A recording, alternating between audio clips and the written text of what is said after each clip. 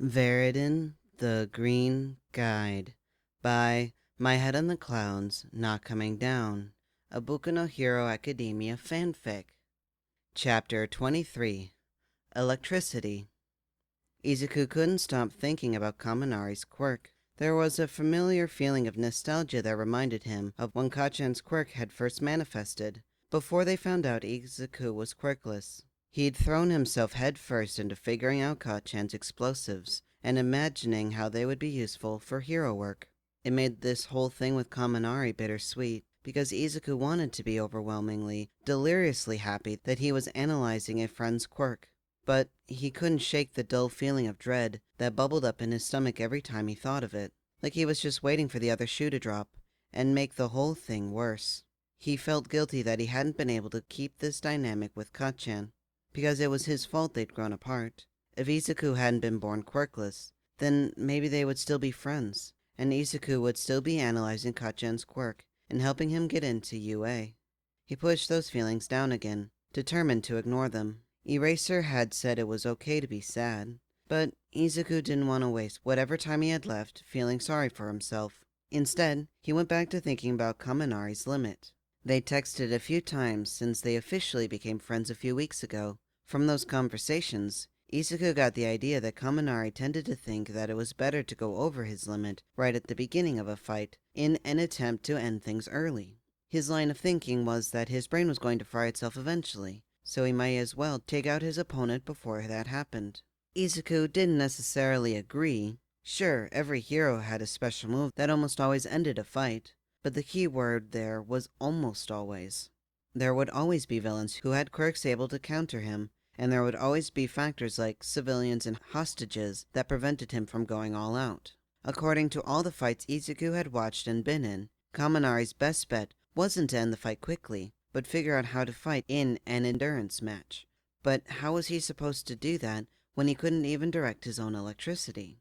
There didn't seem to be much point to him trying to shoot lightning at an opponent, because Kaminari had said the electricity would just go everywhere and hurt everyone around. But it was also a good thing that electricity went everywhere, because his limit would be more than enough to kill someone if it was more concentrated. Like, say, if he was in direct contact with them?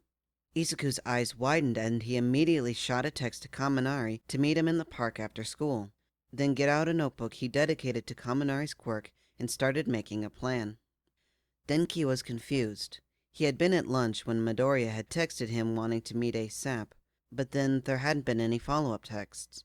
The text itself wouldn't have been that strange on its own, but it was strange coming from Midoriya. In the few short weeks since they started hanging out, Denki had slowly realized that Midoriya had never asked for anything. He let Denki be in charge of when and how often they hung out, almost like he was afraid that he'd stop talking to him if he ever pushed for what he actually wanted. So an urgent text like this was completely out of character, and more than a little worrying. What if something was wrong? What if Midoriya was in trouble? What if he needed Denki to help him get out of an abusive situation or something? Was he even smart enough to help him? What if he wasn't? Oh, no, what if that was why the meeting was so urgent? What if Midoriya had gotten tired of how stupid he was and decided he didn't want to be friends with him anymore? Denki didn't know if he'd be able to handle that. Despite what his mom had said about being a social butterfly, he didn't really have that many close friends. Sure, he could make friends pretty easily, but most of his classmates didn't have the patience to deal with his dumb jokes and short attention span, or they thought he was too clingy, so they never really got past the casual acquaintance stage like Midoriya had. Denki didn't want to think about what he would do if Midoriya said he didn't want to be friends anymore. Part of him knew that he was being silly. Midoriya had asked to be his friend, and he'd admitted that he didn't have any other friends, so he probably wasn't going to voluntarily end things just because Denki was annoying. As much as he told himself that, however, it didn't stop his brain from trying to convince him that Midoriya absolutely hated him, and he was such a terrible human being that having zero friends was preferable to being friends with him. He didn't even go home to change out of his uniform before running to the park, only to find that Midoriya was already waiting for him in casual clothes. How had he already had time to change out of his school uniform? Wait, did Midoriya even go to school? He was really smart, so he had to go. But he never mentioned which middle school he went to. Denki shook his head. He could worry about that later. for now, he needed to figure out what was wrong with his friend.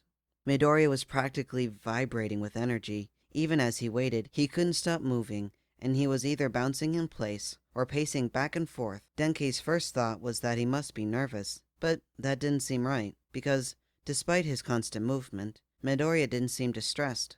In fact, he almost looked excited about something. As soon as he caught sight of Denkei, Midoriya ran towards him with a huge smile on his face. "A human taser!"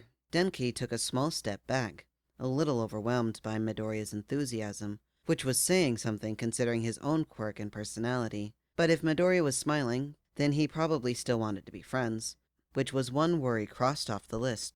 But Denkei was still a little lost about what his friend had just said. What? A human taser!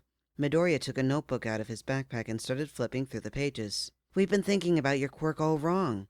You've been thinking about it like a Tesla coil, or even a lightning generator, but that's not it. You can't shoot lighting like Electroplant, because your quirk isn't like that. You're a human taser." Denkei blinked a few times to give his mind a second to catch up, only to realize that he was still lost. "Midoriya, buddy, you're making absolutely zero sense." Now that he thought about it, Midoriya was probably one of those people who had problems communicating when they got excited. Their brains move so fast that their mouths can't keep up, and they had no idea how to say what was in their mind without it getting jumbled around. Knowing that didn't magically make him understand what Midoriya was trying to say, however. In fact, it just made him feel more stupid. If Midoriya was explaining this to someone of average intelligence, they probably would have gotten it by now. Midoriya was still vibrating with energy as he attempted to explain. "You can't shoot your lightning." He said it like the conclusion should be obvious, and maybe to him it wasn't. But Denkei still had no idea what he was trying to say. Of course he couldn't shoot his lightning. That had been one of the first things he'd told Midoriya about his quirk. "You already know that, dude," Denkei reminded him. "It's not new information." "No, it's just..." Midoriya seemed to be getting frustrated by this point, but Denkei didn't know if it was from his own trouble communicating his thoughts or Denkei's complete inability to understand them. Denkei's stomach sank as he realized it was probably the latter. Suddenly, Midoriya's eyes brightened like he just had an idea. "Attack me!" If there was a human equivalent of a blue screen, Denkei was it. "What?" Midoriya looked even more excited, if that was possible. "Attack me!" But Denkei was so confused. "I'll hurt you." "That's the point. I'll be fine," Midoriya said dismissively, like he hadn't just casually told Denkei to injure him. "Now come on and attack me." Denkei shrugged and charged up his finishing move. At least the command was easy to understand. "It's your funeral." "No, not like that." Midoriya held up his hands for him to stop. "Hit me." Denkei looked down at his hands before deactivating his quirk. "Okay." He obediently threw a weak punch, but Midoriya directed it immediately. He was a small guy, so Denkei just kind of assumed that he didn't know how to fight. But the way Midoriya redirected his attack made it seem like he was almost bored. Like he fought against guys twice his size for fun. Oh, and Denkei was still confused. What was the point of asking him to punch him if he wasn't even going to land a hit? Midoriya, however, was grinning, a manic look in his eyes. "Perfect! Now hit me again, but this time electrify your arm slightly. You should only need a few 100 volts for what I'm thinking, so don't try to go over your limit just yet, okay?" Denkei did what he was told, charged his arms with barely any electricity, or at least it felt like barely any in comparison to his finishing move, and threw a second punch at Midoriya. Considering that this punch wasn't any stronger than the last one had been, Denkei was fully expecting an identical result. This time, however, Midoriya tried to block the punch. His body seized up, and Denkei was able to push past his arm and punch him in the face, which immediately launched Midoriya into the ground. "Oh no, what did I do?" Denkei knelt to help Midoriya up, stopping at the last minute with his hands hovering uselessly over his friend's body, as he remembered that his body was still charged with electricity. "Dude, are you okay? Please say you're okay." Midoriya groaned and sat up with a dorky smile on his face. "See, Kaminari? You've been thinking about your quirk in terms of long-distance combat, so you've been blinded to its real possibility. You'll be able to do the most damage in close range, where you can touch your opponent. You're a human taser." Denkei stared at his hands, sparks arcing between his fingers. Holy shit. "You've been focusing on raising your limit, so you didn't fry your brain," Midoriya said. "But if you can touch your opponent, you won't even need to use your whole limit, because even a tiny bit of electricity will go a long way. The person themselves should act as a lightning rod of sorts and attract all your electricity to them, which means you won't waste as much electricity uselessly electrifying the air around you. Denki's mind raced as he considered the possibility. So, what now? Midoriya jumped to his feet. Now, I'm gonna teach you how to fight.